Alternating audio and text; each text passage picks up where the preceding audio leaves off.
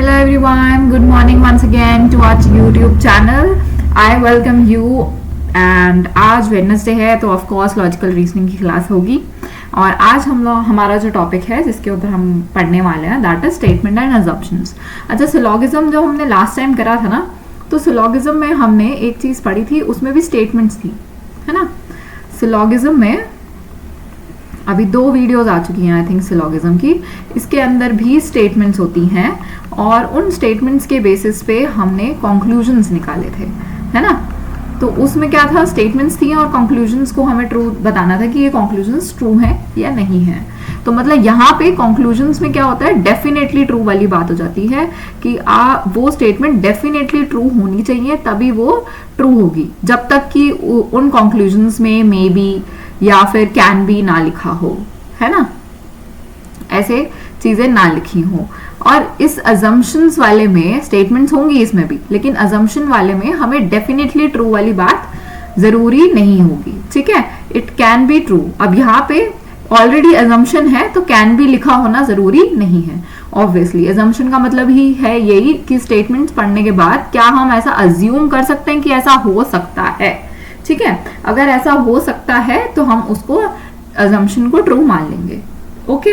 और कंक्लूजन्स में हमें डेफिनेटली ट्रू वाली चीज चाहिए थी कि भैया ये डेफिनेटली ट्रू होना चाहिए तभी वो कंक्लूजन ट्रू होगा, वरना मे बी और कैन बी लिखा होना चाहिए अगर डेफिनेटली ट्रू नहीं है तो this was what the differences between statement and conclusions and statement and assumptions. Syllogism में हमने 2 चीजें देखी थी, एक वेन डायग्राम्स वाले देखे थे कि वेन डायग्राम से कैसे क्वेश्चन सॉल्व होते हैं, और दूसरा वाला जो था वो आपकी अंडरस्टैंडिंग बेसिस पे थे, ठीक है।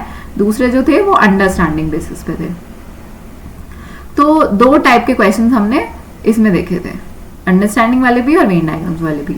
अब स्टेटमेंट और अजम्पशंस वाले क्वेश्चंस में वेन डायग्राम वाला रोल ही नहीं है, यहाँ पे ओनली अंडरस्टैंडिंग बेसिस क्वेश्चन होते हैं, ठीक है।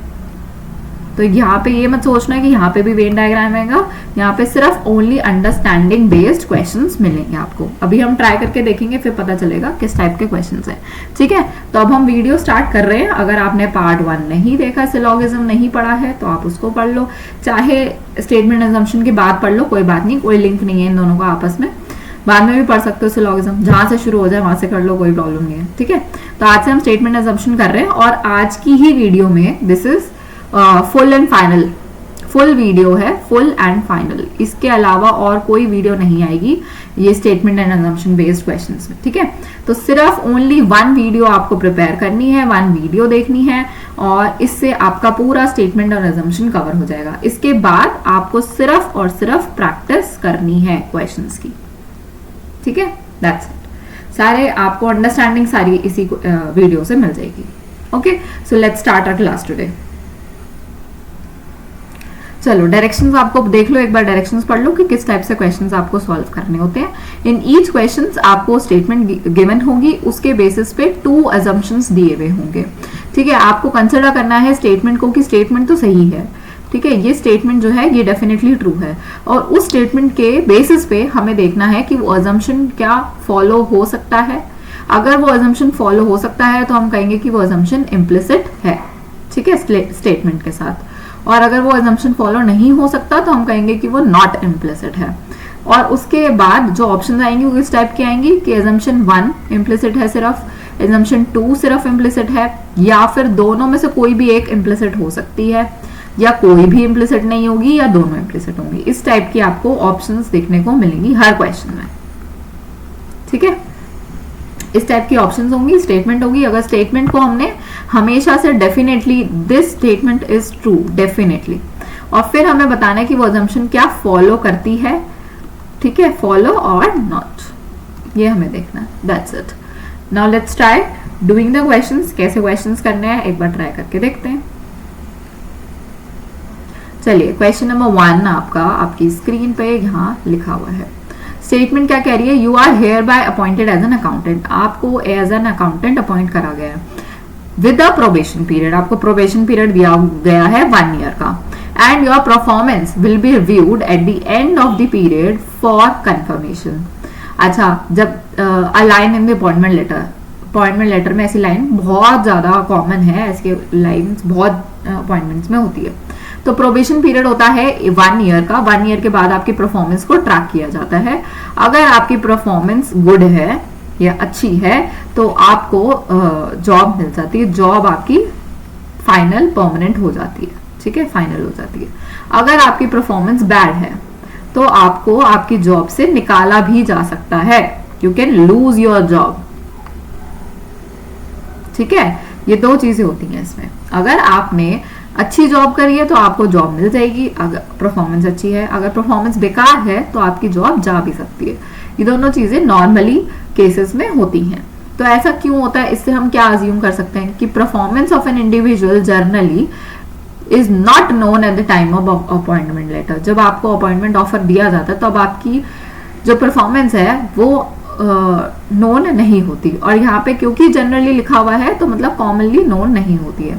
अगर आपका परफॉर्मेंस का कोई ट्रैक है पुराने जॉब का, पुराने जॉब वालों ने आपका कोई परफॉर्मेंस लेटर दिया हुआ है या उन्होंने बताया कि आपकी परफॉर्मेंस कैसी थी, तो उसके बेसिस पे हो सकता है।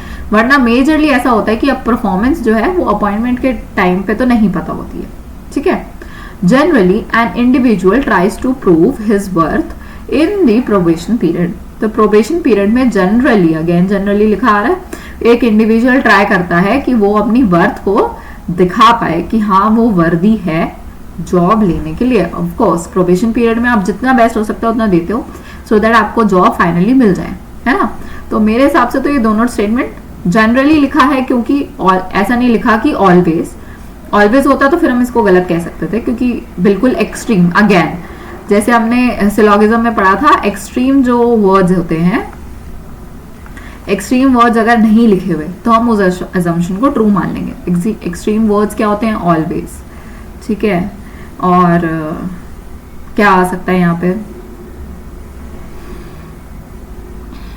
ऑलवेज हो गया, या फिर ऑल यूज हो गया, या कि ऑल इंडिविजुअल्स ऐसे ही होते हैं, या ऑल परफॉर्मेंस ऐसी सी होती हैं, या हर किसी को जॉब मिल जाती है, ऑल वाली चीज आ गई, ठीक है। और इस टाइप के कोई एक्सट्रीम वर्ड्स अगर आपके स्टेटमेंट में यूज हो रहे हैं तो वो जनरली हम अजम्पशन में गलत मानते हैं, जनरली रॉन्ग होते हैं ऑप्शंस, ठीक है। तो यहाँ पे क्योंकि जनरली लिखा हुआ है जो कि ऑलवेज नहीं है, तो हम दोनों को ट्रू मानेंगे, बोथ 1 and 2 आर इम्प्लिसिट, ठीक है। ये ध्यान रखना है कि एक्सट्रीम वर्ड्स ना यूज हो रहे हो बस। चलो next go to the next question. Question number 2, it is saying in order to bring punctuality in our office we must provide conveyance and allowance to our employees.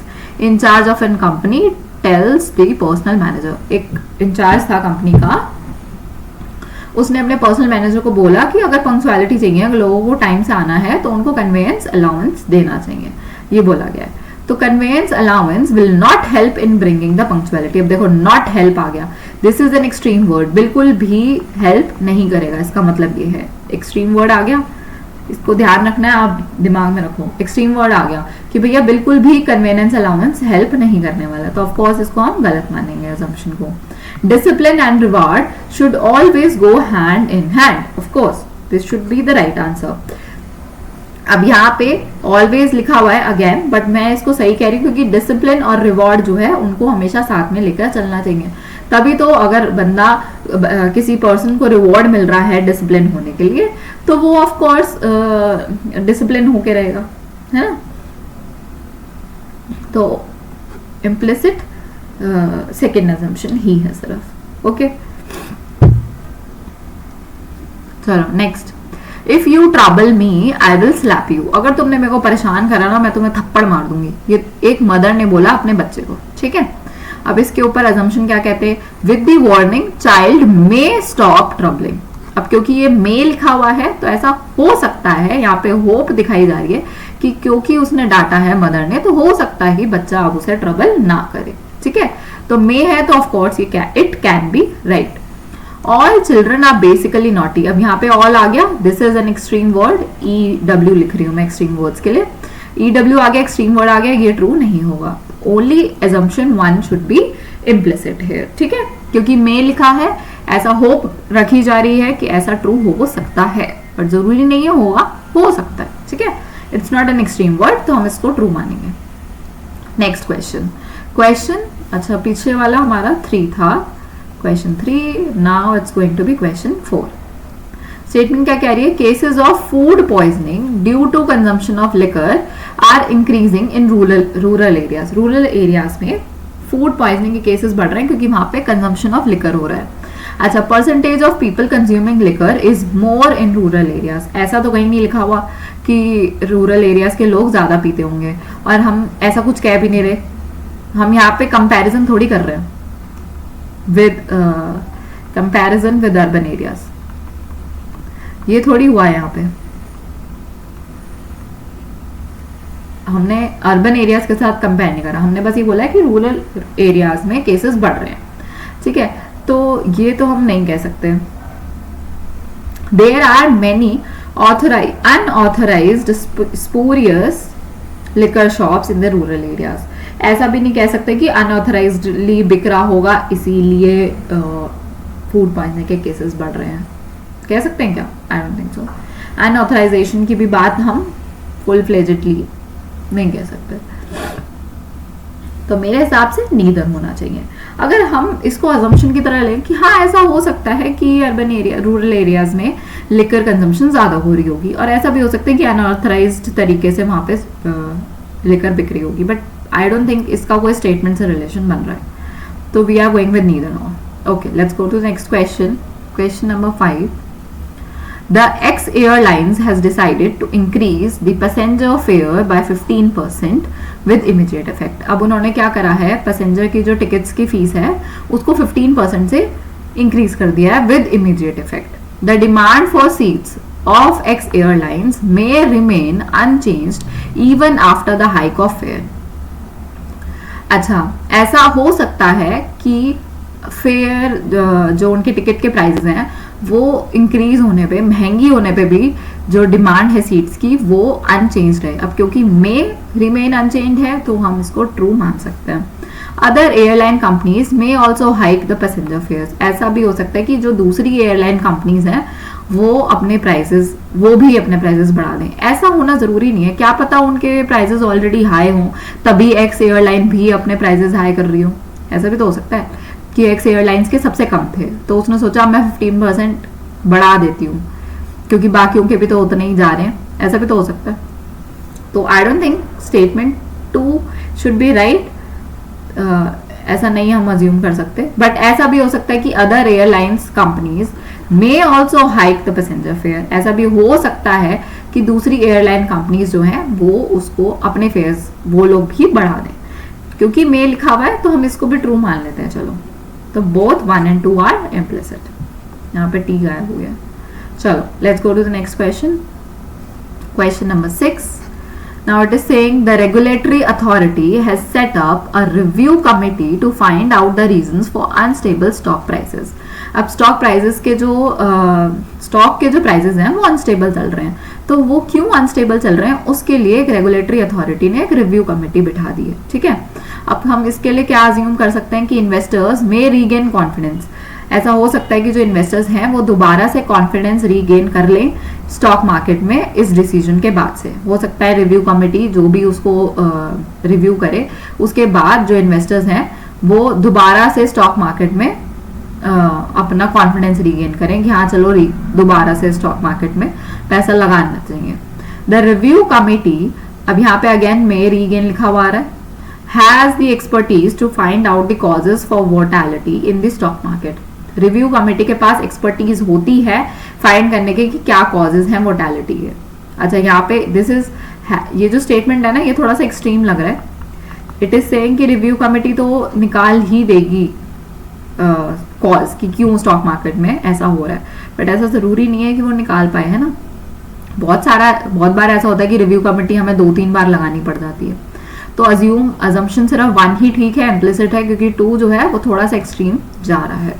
ठीक है, so we are going with only 1 is implicit. I hope it is clear. Extreme assumptions को हम लोग हमेशा negate करने वाले हैं, निकालने वाले हैं अपने आंसर में से, जब तक कि कोई फैक्चुअल चीज ना आ जाए कि सनराइजेस इन द ईस्ट, ऐसी कोई चीज ना आ जाए तब तक हम एक्सट्रीम assumptions को निकाल ही देंगे. Of all the radio sets manufactured in India the X brand has the largest sale. जितने भी रेडियो सेट्स मैन्युफैक्चर होते हैं इंडिया में, उसमें सबसे ज्यादा लार्जेस्ट सेल किसकी है? एक्स ब्रांड की है। अब इसके पीछे असम्पशन क्या है कि sale of all radio sets manufactured in India is known. सारे रेडियो सेट्स की जो मैन्युफैक्चरिंग है वो हम सबको पता है। अब यहाँ पे ऑल आ गया, एक्सट्रीम स्टेटमेंट आ गई, है ना। क्या ऐसा हो सकता है कि इंडिया में कौन कौन रेडियो सेट मैन्युफैक्चर कर रहा है उसको सब सारी सेल सब पता हो, हमें नोन होना ऐसा जरूरी नहीं है। I don't think so. तो ऑल तो यहाँ पे नहीं होना चाहिए, ठीक है। Next question, the manufacturing of no other radio sets in India is as large as X brand radio sets. ऐसा अज्यूम कर सकते हैं कि एक्स रेडियो ब्रांड के जितनी मैन्युफैक्चरिंग होती है उससे ज्यादा मैन्युफैक्चरिंग किसी और ब्रांड की नहीं होती है, ठीक है। This is question number 7, right. अच्छा एक चीज देखो, ये भी थोड़ा सा नो अदर रेडियो सेट्स लिखा हुआ है कि ऐसा कोई भी रेडियो सेट का ब्रांड नहीं होगा जो एक्स रेडियो ब्रांड से ज्यादा मैन्युफैक्चरिंग करता होगा। तो ये भी मुझे एक्सट्रीम स्टेटमेंट ही लग रहा है। हम ऐसा एक्सट्रीम अजम्पशन नहीं कर सकते हैं, ठीक है। ऐसा जरूरी नहीं है कि कोई ऐसी मैन्युफैक्चरिंग कंपनी होगी ही नहीं जिसकी मैन्युफैक्चरिंग एक्स ब्रांड से ज्यादा हो। ऐसा हो सकता है कि उसकी मैन्युफैक्चरिंग ज्यादा हो, लेकिन हमने यहाँ पे बात करी लार्जेस्ट सेल की। मैन्युफैक्चरिंग ज्यादा हो सकती है बट हो सकता है उसके उतने बिकते ना हो, किसी और एक्स ब्रांड के बिक रहे हैं सबसे ज्यादा, लेकिन वाई ब्रांड का, लेट्स से कि वाई ब्रांड जो है वो ज्यादा मैन्युफैक्चरिंग कर रहा है, मोर मैन्युफैक्चरिंग हो रही है उसकी, ठीक है। लेकिन वो जो है सेल जो है उसकी वो लेस है, ऐसा भी तो हो सकता है। वो मार्केटिंग अच्छी नहीं कर पा रहा है या कोई भी रीजन हो सकता है कि उसकी सेल उतनी नहीं हो रही, लेकिन फिर भी वो मैन्युफैक्चरिंग ज्यादा कर रहा है, ओके। सो इस वजह से ये चीज फॉल्स हो रही है, एक्सट्रीम लग रही है। तो दोनों स्टेटमेंट मेरे हिसाब से एक्सट्रीम है, तो दोनों स्टेटमेंट हमारे हिसाब से गलत हो जाएंगे।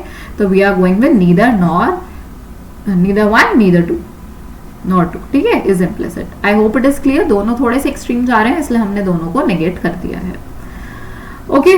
Now let's go to the next question, question number 8। अच्छा एक बात बताओ, टेल मी वन थिंग, कि क्या ये स्टेटमेंट और अजम्पशन बेस्ड के जो क्वेश्चंस हैं क्या ये इजी हैं या मॉडरेट हैं, ठीक है, या फिर हार्ड हैं? ये चीज ना आप मेरे को नीचे कमेंट सेक्शन में लिख के बताओ कि क्या आपको क्या लग रहा है। सेक्शन में लिख के बताओ कि क्या लग रहा है आपको, स्टेटमेंट और अजम्पशन टाइप के क्वेश्चंस किस टाइप के हैं। और अगर आपको ये इजी लग रहे हैं तो I am going to tell you कि इसमें से 2 या 3 क्वेश्चंस तो आएंगे पेपर में, और मतलब आपके कम से कम नहीं तो 4 से 6 मार्क्स जो हैं वो इन्हीं में से आ जाएंगे, आपको मिल जाएंगे, and that cost a lot, ठीक है। लॉजिकल रीजनिंग वैसे भी मेरे हिसाब से मेरे को तो बहुत ईजी लगती है लॉजिकल रीजनिंग एंड एप्टीट्यूड, और रीडिंग कॉम्प्रिहेंशन भी ईजी है, उसमें भी कोई ज़्यादा प्रॉब्लम नहीं है। मेरे को तो CSAT बहुत पसंद है मेरे को कोई प्रॉब्लम नहीं है, and I want you also to like CSAT just the way I like it तो जुड़े रहिए मेरे साथ, आई होप मैं आपको इस चीज का डिसीजन में चेंज करवा पाऊँ। चल let's go with the question number 8। Like a madman I decided to follow him. एक पागल आदमी की तरह मैंने उसको फॉलो करना शुरू कर दिया। अब एजम्पशन क्या हो सकती है कि मैं पागल नहीं हूं या मैं पागल हूं। देखो मैं पागल तो नहीं हूं क्योंकि इन्होंने लिखा हुआ है लाइक अ मैडमैन, एक पागल आदमी की तरह बोला हुआ है, लाइक बोला हुआ है, तो आप उसको मैडमैन तो नहीं बोल सकते। और दूसरा कह रहा है I am not a madman, तो ऑफ कोर्स आप पागल नहीं हो, आप पागल की तरह रिएक्ट कर रहे हो उस सिचुएशन में, लेकिन आप पागल थोड़ी हो जाओगे इस चीज में। तो only one should be the implicit answer. अच्छा ये भी थोड़ा एक्सट्रीम ही है कि मैं पागल नहीं हूँ, आप बिल्कुल 100% बोल रहे हो कि आप पागल नहीं हो, बट यहाँ पे पता चल रहा है ना स्टेटमेंट में कि उसने बोला लाइक अ मैडमैन, एक पागल आदमी की तरह, तो आप पागल नहीं हो, तभी तो तरह की बात कर रहे हो ना। चलिए let's go to the next question, question number 9, right. चलिए it is saying beware of dogs, our dogs do not bark. हमारे डॉग्स जो हैं वो बार्क नहीं करते, लेकिन they are trained to distinguish between genuine guest and intruders. और वो ट्रेन है डिस्टिंग्विश करने के लिए, डिफरेंशिएट करने के लिए, मतलब पहचानने के लिए कि जेन्युइन गेस्ट कौन सा है और कौन सा इंट्रूडर है, कौन घुसपैठिया है, ठीक है, उस चीज में वो डिफरेंशिएट कर सकते हैं। तो आप बिवेयर रहें, अगर आप घुसपैठिया हैं तो वो आप पे अटैक कर सकता है, अगर आप जेन्युइन गेस्ट हैं तो टेंशन लेने की जरूरत नहीं है, वो आप पे भौंकेगा नहीं, इसका मतलब ये हुआ, ठीक है। अब हम क्या अज्यूम करने वाले हैं, बार्किंग डॉग्स बाइट रेयरली, ऐसा तो कहीं लिखा ही नहीं है कि जो डॉग्स भौंकते हैं वो बाइट नहीं करते, ऐसा हमें कहीं नहीं लिखा हुआ, और ये थोड़ी सी एक्सट्रीम स्टेटमेंट भी है, थोड़ी सी, मतलब ऐसा लिखा है कि बार्किंग डॉग्स जो है वो बाइट बहुत कम करता है, बट इन्होंने यहाँ पे लिखा ही नहीं है ऐसा कुछ। Are dogs could be dangerous for intruders, this should be right. अब क्योंकि कुड भी है, बहुत एक्सट्रीम स्टेटमेंट भी नहीं है यहाँ पे, और इन्होंने लिखा भी है कि इंट्रूडर्स, तो इंट्रूडर्स के लिए वो खतरनाक हो सकते, खतरनाक साबित हो सकते हैं, क्योंकि उन्हें पता है कि इंट्रूडर कौन सा है, राइट। तो assumption 2 is only implicit. First वाले का कोई मतलब नहीं बनता कि बार्किंग डॉग्स बाइट ही नहीं करते, ये तो बात ही नहीं हुई कहीं, है ना। तो first is not right but the second one is. Okay, everything is clear up till now, I hope so.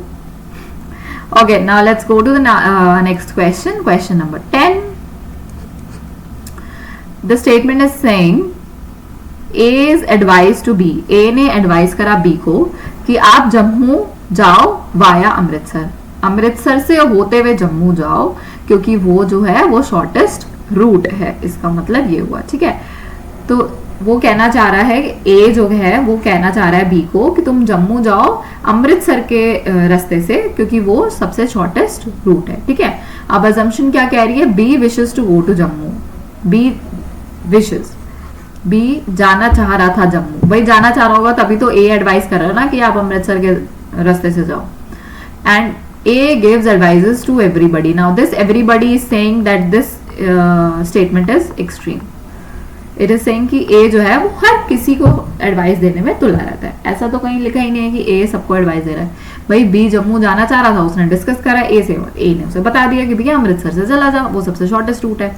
तो जो सेकंड स्टेटमेंट है वो एक्सट्रीम है, उसको हम नेगेट कर देते हैं, और जो फर्स्ट स्टेटमेंट है वो हमारे हिसाब से सही है, क्योंकि हमें लग रहा है स्टेटमेंट पढ़ के कि हाँ बी जो है वो जम्मू जाना चाह रहा होगा, है ना। तो ओनली वन इज इम्प्लिसिट, ठीक है। अच्छा, अभी यहाँ पे ईदर वन और ईदर टू वाला कोई इक्वेशन आया नहीं है, ऐसा कहीं हुआ नहीं है, देखो।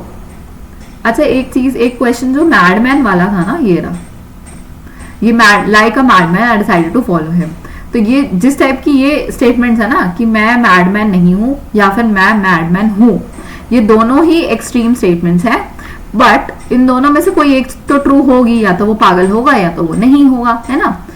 वैसे तो यहाँ पे लाइक लिखा हुआ है तो हमने ओनली वन कर दिया, लेकिन इस टाइप की इक्वेशंस जहां पे आती है ना, जहां पे लिखा होता है सेम टाइप की, जिसमें नॉट है एक में नॉट नहीं है, और दोनों ही एक्सट्रीम इक्वेशंस हैं, तो उस टाइप के इक्वेशंस में ये ईदर और वाला स्टेटमेंट ऑप्शन आपका चलता है, ठीक है। लेकिन यहाँ पे क्योंकि लाइक अ मैडमैन लिखा होता तो हम फर्स्ट इक्वेशन को इम्प्लिसिट मान रहे हैं, अगर यहाँ पे